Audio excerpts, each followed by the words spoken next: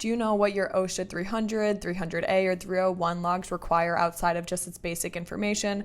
What about storing and auditing these records? Well, today Liz Petersen and I will be talking about how to keep accurate records and incident reports according to OSHA regulations. Let's get into it. For those who don't have compliance protocols or processes in terms of incident reporting and keeping accurate reports in place, I want to go into that a little bit for those who are building this up from the, truly from the ground up. So obviously, accurate record keeping is one of the major pitfalls that, lands companies in hot water with OSHA. So Liz, my question for you is, what are the key elements that HR should include in incident reports to ensure compliance with OSHA requirements? Well, let me just start with explaining the different forms Yes. because there's an OSHA 300, OSHA 300A, and OSHA Yep. 301. And a lot of times people go, what the heck are all these forms? So the first one, OSHA 300, is where you log your recordable injuries and illnesses. And recordable is defined by work-related injury or illness that results in either death, days away from work, restricted work. Let me see if I can remember them all. Medical treatment beyond first aid, loss of consciousness, Yep. or it could be just a significant injury or illness diagnosis by a licensed healthcare professional. So any of those situations, you have to record it on the 300 form. Now, there are some exceptions to that for small employers. So small employers that have 10 or fewer employees, and there's also some exempt industries that don't have to do this logging. So just check on that if you are a small employer or if you're in an industry you think might be partially exempt is what they call it. You're only exempt from the logging. You're not exempt from all of OSHA. So don't confuse that.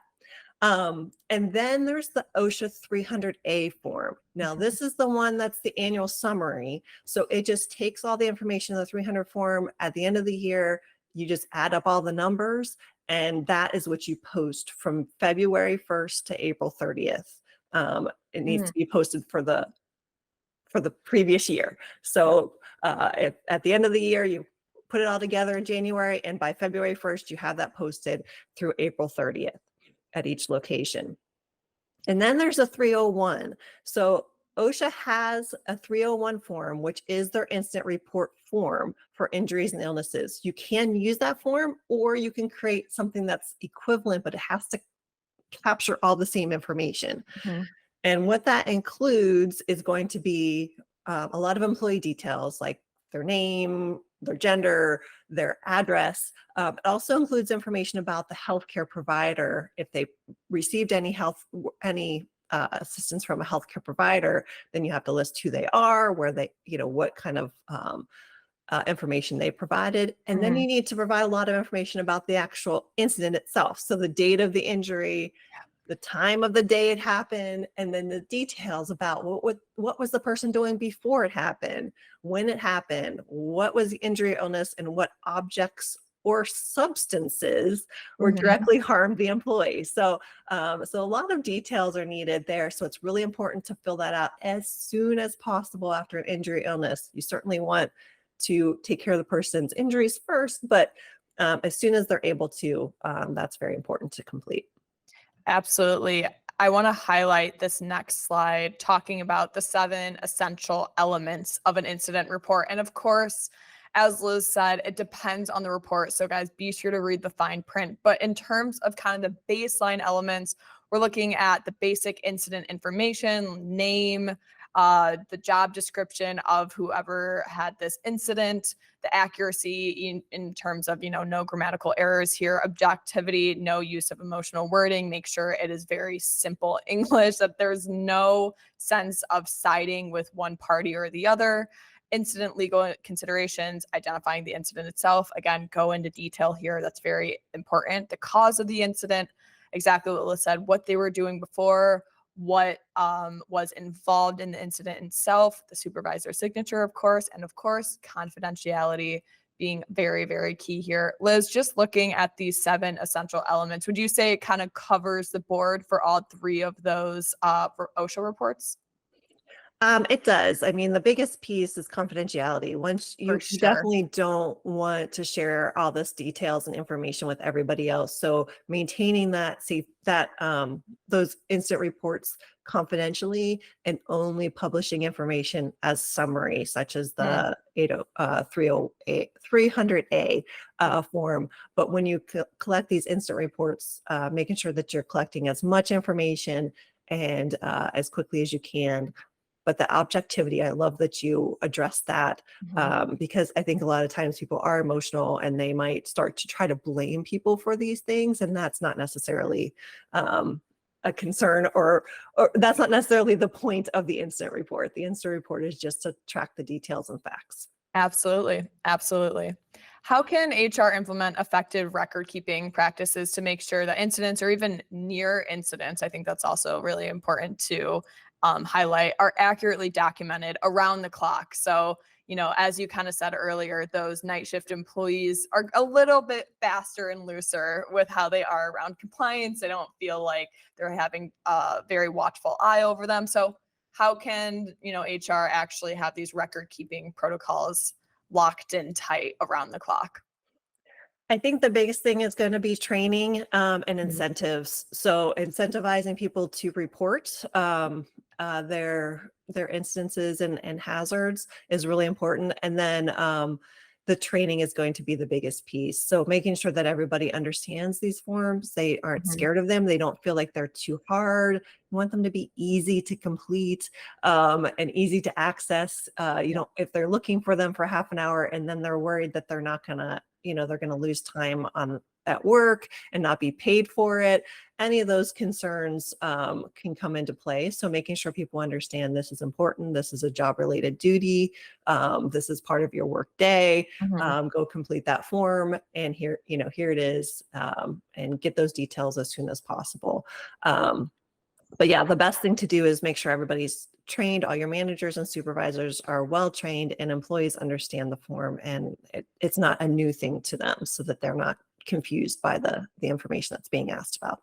Yeah, and talking about giving employees autonomy over, these forms, understanding that this is information that can, in our case, in Workforce's case, be quite literally in the palm of their hand. Our inspection feature allows for that, where, it's a once-off audit, and it allows managers to actually keep that record around the clock, right, of maintenance that's been greenlit, of issues that have occurred, anything like that. So HR, yes, of course, it's important that they're there on site. At the same time, especially in today's post-COVID world, that's not always the case. So making sure that there's always somebody reporting live on the scene, they have the information, they can take a picture on their phone, whatever it might be. So yeah, giving employees autonomy and giving that important training to know this is where the form is, this is where you find it, and here's what you do when something happens, when the incident occurs.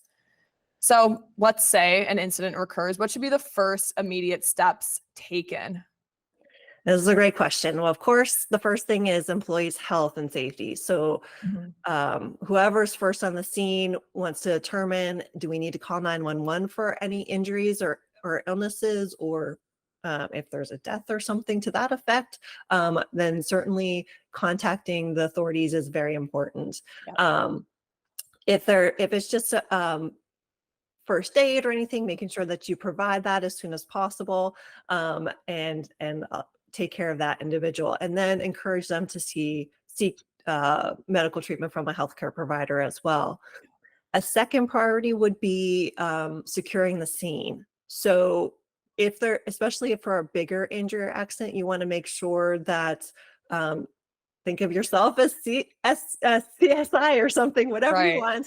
want. But you want to make sure that you block off that area, you lock out and tag out any equipment that might be faulty, or um, anything to that effect. Mhm. If it's, a slip and fall, if there's water on the floor, anything to that effect, making sure people don't repeat the same issue over and the same day or later the next day. So Mhm. securing that scene, not only for the safety right then, but also to do an investigation, because you want to make sure what did things look like when it happened, Mhm. so you can see exactly what concerns there might be in that workspace. You don't want people cleaning up the work area. Um, And then completing the incident reports as soon as possible. So you have to weigh making sure that the person's healthy and safe and can take care of themselves. But then as soon as you feel like they're stable and everything's good, go ahead and have them fill out that incident report while things are fresh and clear and new. If you wait a day or two, they're going to forget details and things like that. Have them complete the incident report. If they think of details later, that's okay. You can add to it and update the report as needed, but Yeah. have them complete that with as much facts and information as you can get as soon as possible. Of those steps, what would you say is overlooked by HR? What are some instances where they've missed the mark even whenever they're filling out these reports that you've seen? I think that of those 3 steps, the last 2 are overlooked. Usually people think about the person, that hopefully they're thinking about the person and taking care of them. But there are times when employees will also pretend like they're fine Yeah. because they don't want an instant report. They feel embarrassed. Mhm. So it could be all 3.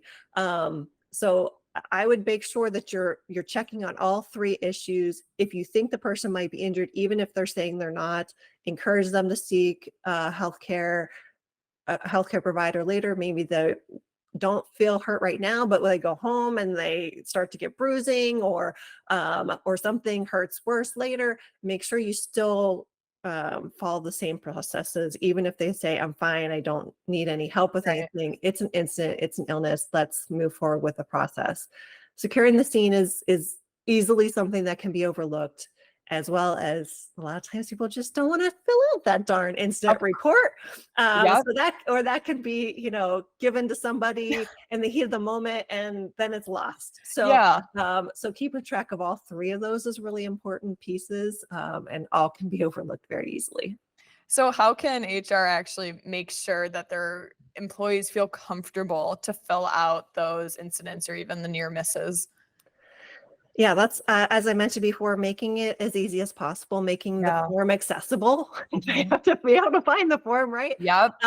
So we want them to complete that for shift workers, making sure that it's not only online, but there's hard copies available.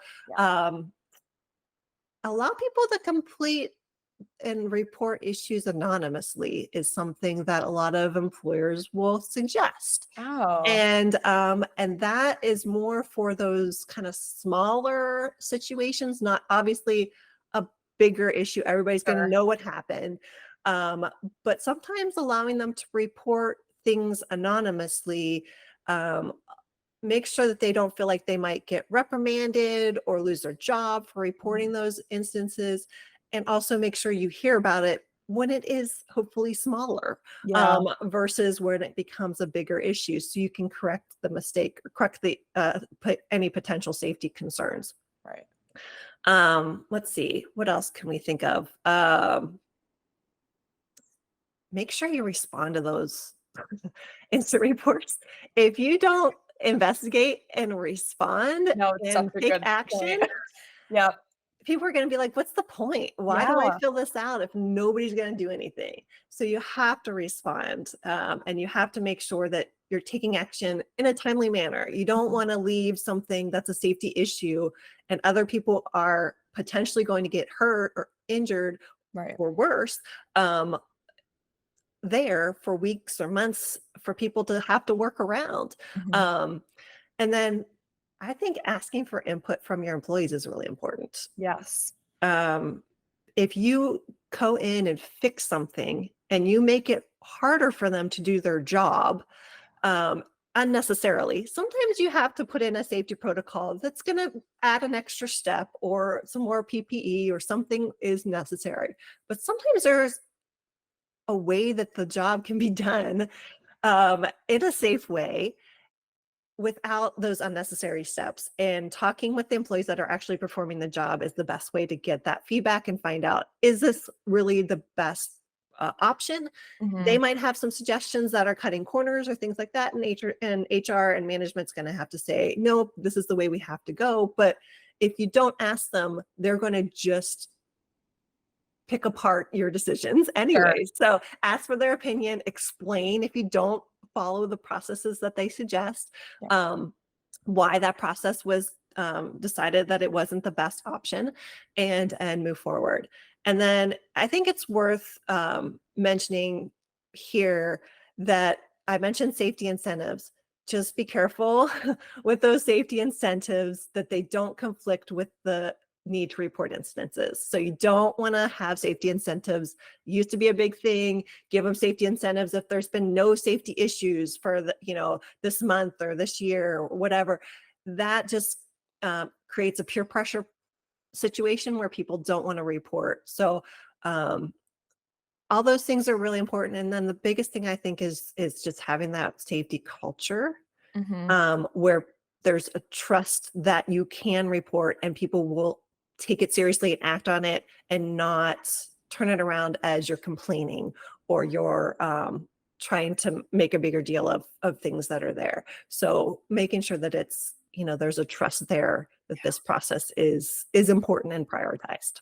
Yeah, and I think a lot of that trust is built within those conversations that you mentioned, having with your staff, right? Making sure that they understand what's required of them, what's expected of them, and in turn, hopefully they'll respond in a similar respect.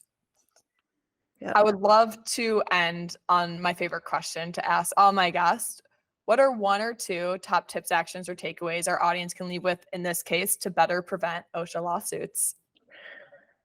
There's so many. I'm going to try to reduce it down. So I think the biggest one that I hit on a couple times is that training piece. So just making sure that with training, we're making it creative, we're making it different, we're doing things to catch their attention, and make it something they remember and they want to remember. So that I think is a big piece.